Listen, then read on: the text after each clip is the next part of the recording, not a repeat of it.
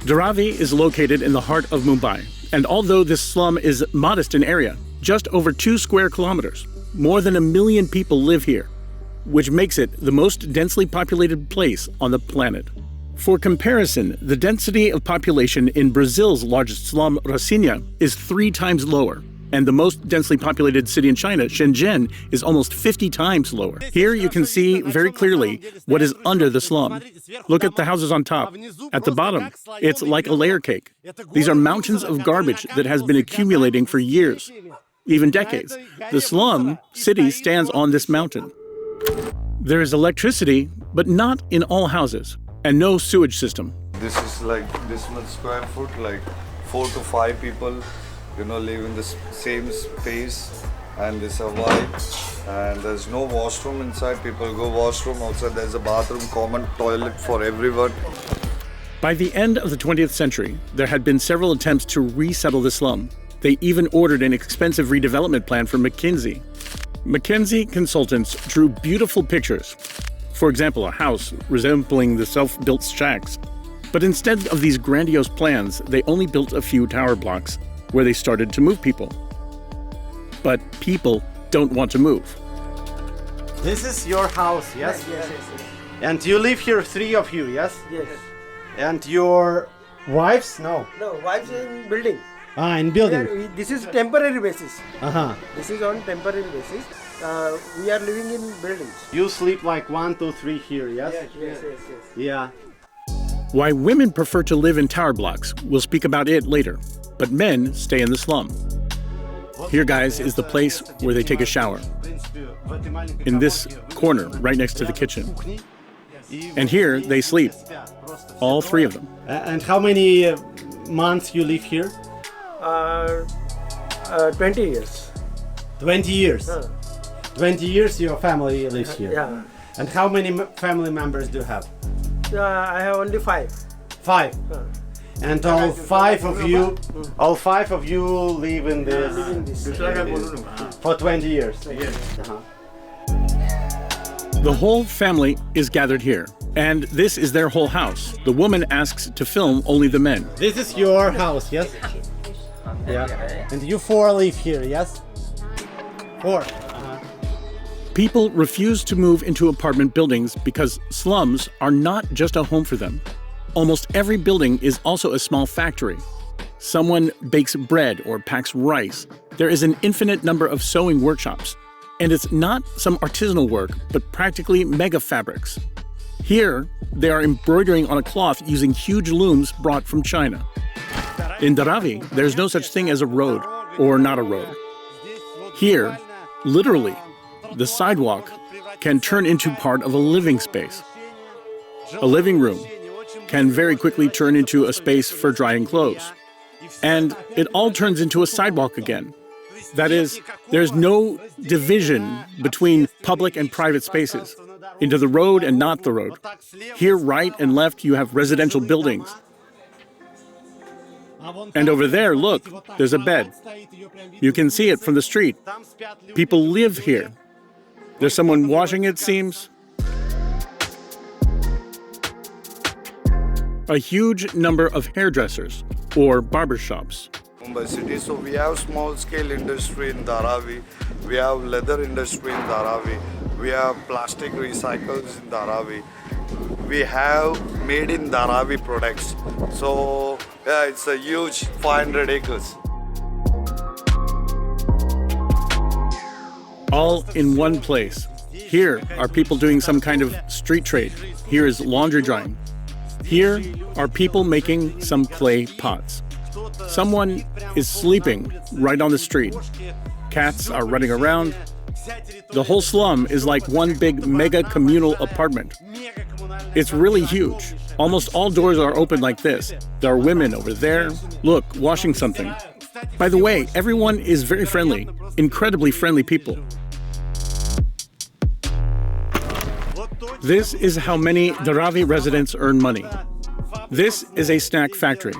Here they make such snacks and chips, and they do it right here, using simple equipment, which is standing next to me.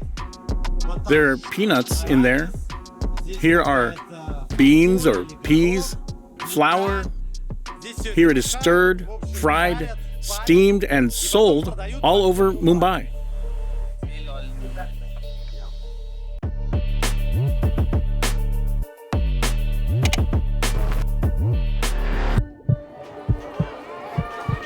Using this clay, they make pots like these.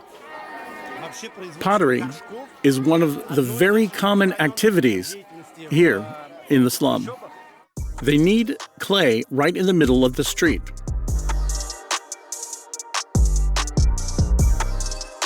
In general, the Dharavi Slum is one big production site, one big factory, where they bake and fry food for the whole of Mumbai, where they make pots, weave fabrics, produce things with their hands. According to Reuters, the annual revenue of the slum's shadow economy can be about $1 billion. I'm in a splash zone with the brain waves. I shoot for stars up in my aim is straight. I lay in the sand under the Palisades. They have you. Yeah, they have money, man. Yes. They got money, they got their own place, and they have their own business. They don't depend on anyone. They depend on themselves. They have their art form making a pot. And I think, yeah, you can, when you see Dharavi people, it's like more, they work for themselves. But where is the shadow money? There is always crime. Dharavi is the biggest black market in India. The Dharavi slum is divided into territories controlled by organizations. They're sometimes called gangs, but actually it's not really a gang. This is, let's say, a community that has a leader. I never let none of you close to me. I'm in the cut like I'm supposed to be. The one that betrayed me had love for me, but so they told me. They're making it hard. I guess police doesn't have a lot of power here in slums. Yeah, but police are there, but even people all know, they keep it in low key, whatever the things happen. Who really controls slums? I think like people control the slums. It's not.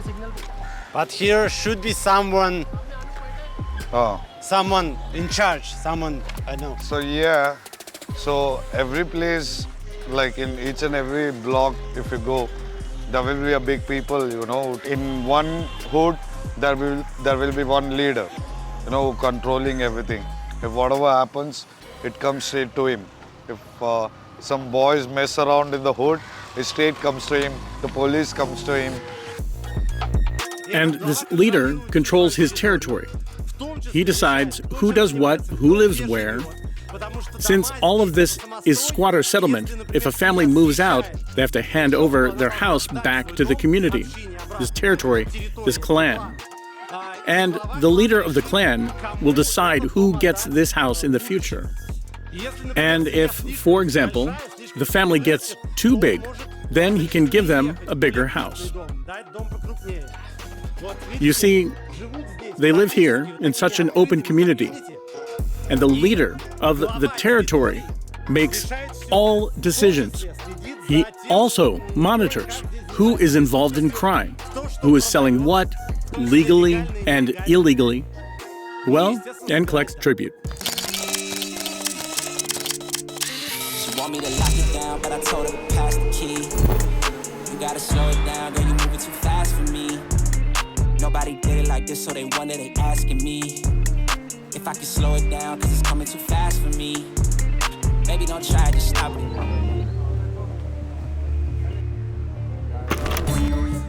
It's very hot to stay in the slums during the day. Therefore, you won't find women here. That's how they spend their time separately on the railway tracks. Here, they do laundry. Here, they cook food for children. Most of their life takes place here, outside the small slum cubby.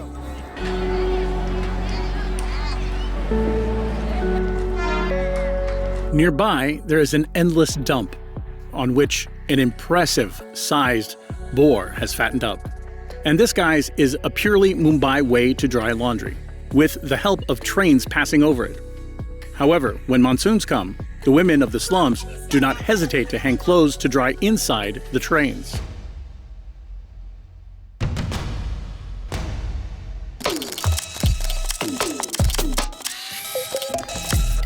No matter how dense the slums of Dharavi are, slum dwellers will never build in one space, and that is the cricket pitch. It's just a holy place for them, as if it were sacred. It's huge, it could fit like 100 more houses. But nobody builds here. Children play here, adults play here, and in general, cricket for India as a whole, and especially for slum dwellers, is like a separate religion.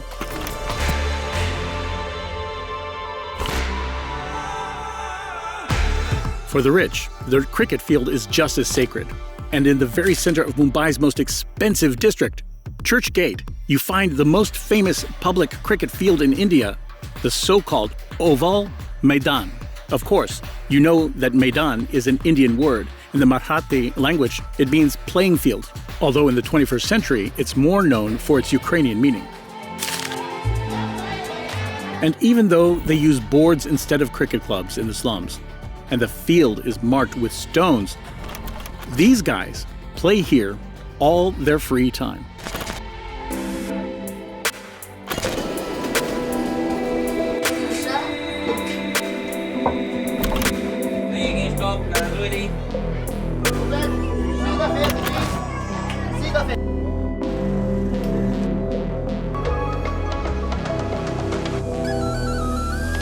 The Dharavi Slum is just like a place from a song. You can't even see the sun here. Yes, I'm here. I'm here, you. Yes, hello, my friend. Hello.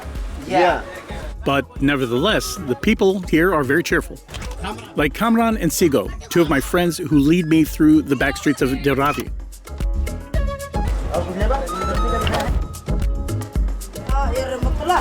That's an amazing thing, guys. In the poorest places on the planet, I always meet the happiest children, the friendliest ones who run up, want to take a picture, smile, laugh. Usually, they play together in a large group. It feels like everything is fine with these children. Look. There's not a single crying child around here. Paradox.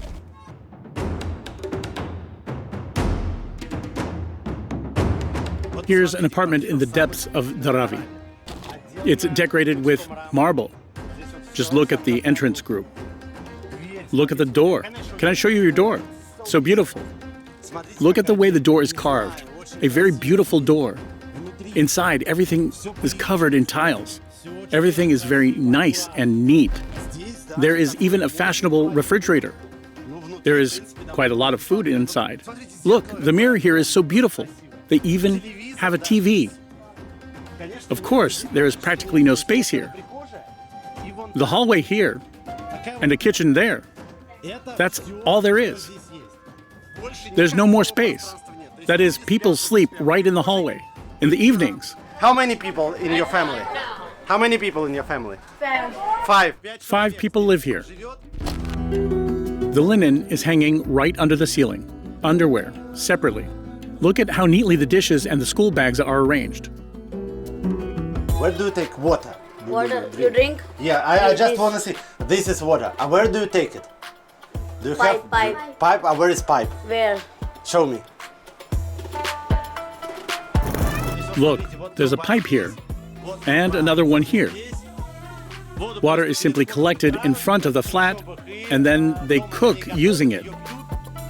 The quality of water is, of course, a different question. And now, guys, I want to show you the part of the slum that you definitely didn't expect to see. At the entrance, you need to take off your shoes. Welcome. Just look, this is also a flat in Dharavi. Look how great it is here. There's a fan here. You need to be careful and not wave your hands. But look, the walls with beautiful wallpaper, huge TV. Wow, how many whiskey? You like whiskey? Yes, I like. Yeah. I work in merchant navy. You like? Yeah. Was her navy? Was Valentine? He was legal. Captain Morgan and was. Is this original or? Yeah, all original. Open. All are original. Wow. Yeah. There are marble tiles here. Very luxurious. The window. Just look at the gorgeous window with an intricate design. Yes, the window looks out on a wall and a pair of underpants. But the window itself, look how beautiful it is. There's even an air conditioner on top. They have everything for a comfortable life.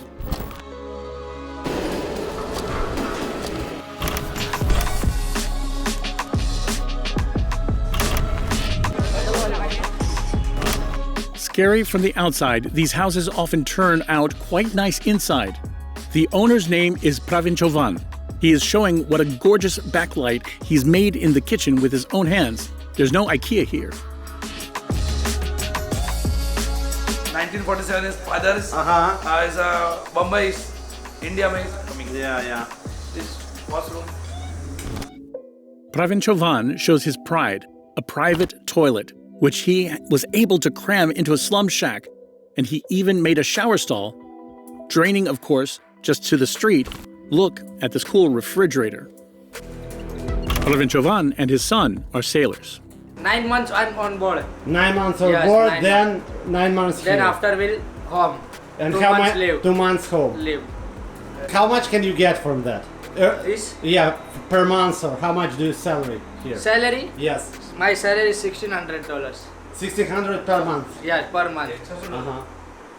Why do you live in Dharavi? Why don't you move to, I don't know, to other district of Mumbai?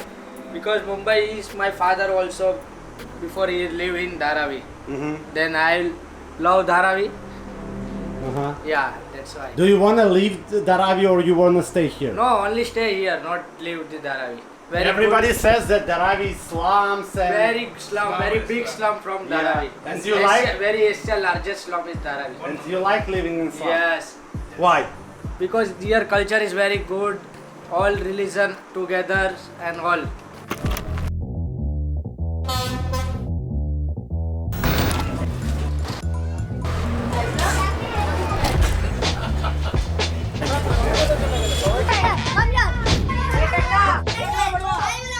Guys took me to the very depths of Dharavi.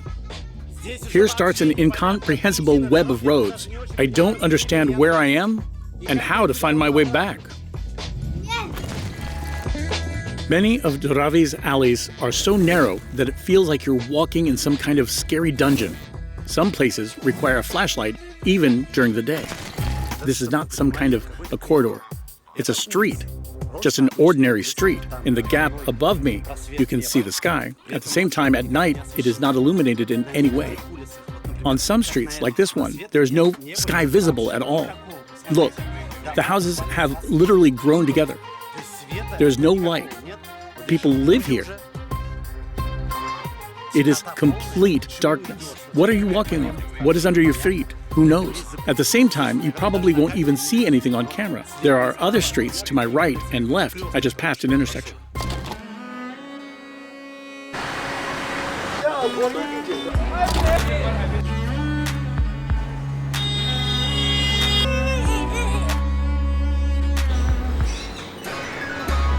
Like a gang shit, a war between the gang, and people from the different block cannot enter into this block.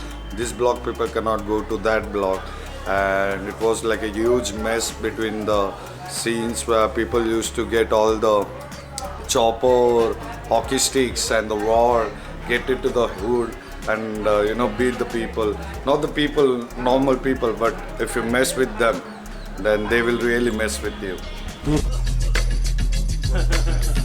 Dope Daddy and I are going to meet other Gully rappers. I promised to tell you what kind of music it is. Gully, where I'm walking, is a gully.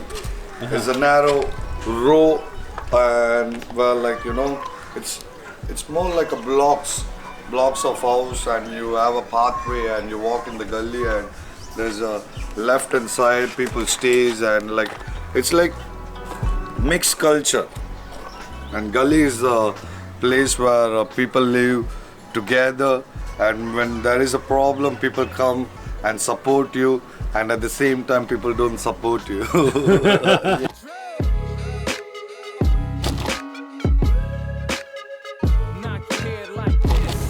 Gully, in Mumbai slang, is a narrow street in the slums where these guys spent their childhood. Sound of gully rap is street. It is sounding different because it is different from Bollywood and all the mainstream music. It is the voice of the street, if I can say in divine stone. And if you ask me personally, I would say this is the sound of the slums.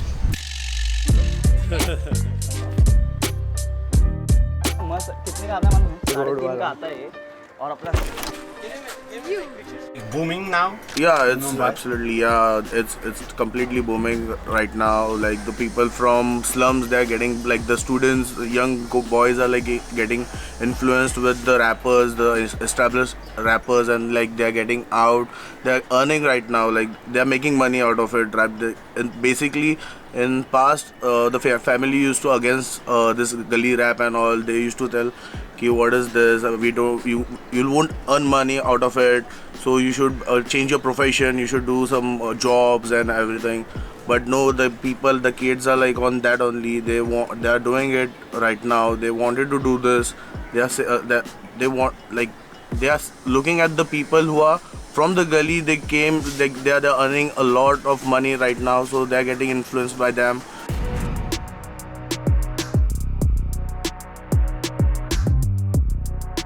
We are going at this place where actually Dharavi hip hop started, under this tree.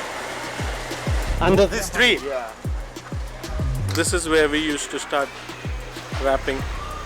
So we are the one who gave birth to Dharavi hip hop.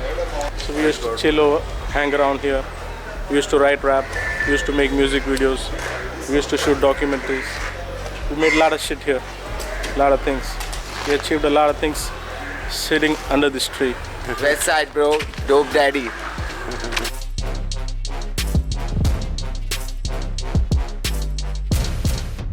Despite the fact that now they have big budgets and a huge audience, they continue to film their music videos in Dharavi, and many even continue to live here.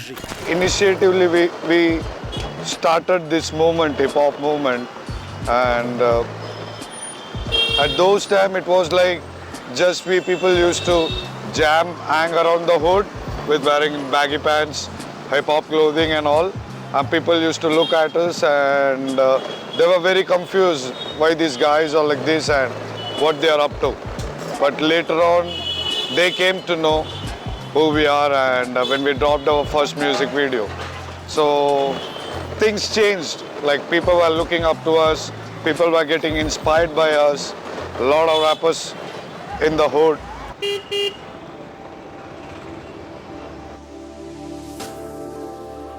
I emerged in the hood. I think a lot of scene got changed, like more youth were not into some wrong way, but they want to be a part in the hip hop culture. And a lot of people, they choose their own element like beatbox, MCs, graffiti, b-boying, DJing. So that's how our culture grown.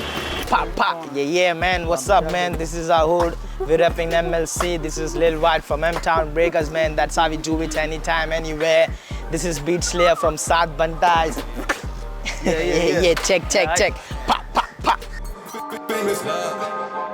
Yeah, I gotta keep it trendy on my soul. I'm the most selfish person that I know. Here we go down the rabbit hole. Got a couple carrots around my neck. Self-respect is image. I'm a young OG boy. Hi. Coming. Oh, apna Indian water. No, Indian water. Indian water. Water. You wanna give me Indian water? Yeah, Is this some kind of alcohol? Fine. Some kind of alcohol? Doodh. It's coconut. Coconut alcohol. Yeah, coconut. It's not alcohol. It's like more fresh to tardy. Yeah, it's tardy. But is it with alcohol or no? Yeah, it's alcohol. Yeah. Yeah. Okay. Alcohol no. I wanna smell it. Smell? Yeah. Sumal, no Pepsi. Open it. Yeah, no Pepsi. I understand that this is no Pepsi. Alcohol, no alcohol. Health. Oh, yeah. This is strong. This is strong. Yeah. Okay, give me. Do you have glass? Do you have small? I want to try a little. Enough. I think. Guys, This is the real alcohol of the Mumbai slums. How's it called? How's it called? Tadi, no. Kalli. This is coconut moonshine. A real moonshine of the Mumbai slums. Yes. Well, I won't drink all of it. Not all of it. Alcohol, no alcohol. No alcohol. Even the smell.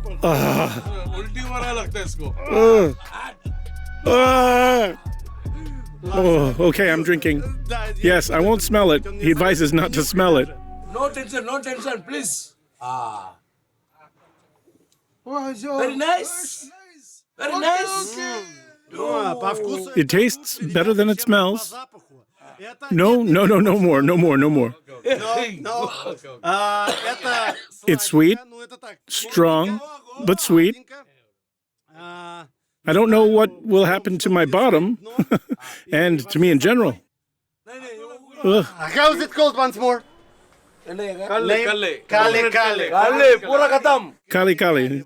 So I've warned you. Beware. Empty glass. Empty. Kali is empty. Empty glass. Only empty glass. Okay. Give him empty glass back, he said. He'll drink that whole thing. Yeah. The guy says that I can only return him an empty glass. Otherwise, they won't let me out of here. Well, I understand that you can drink it. Oh my God. Empty glass. No tension. I'll have to finish it. Thank you.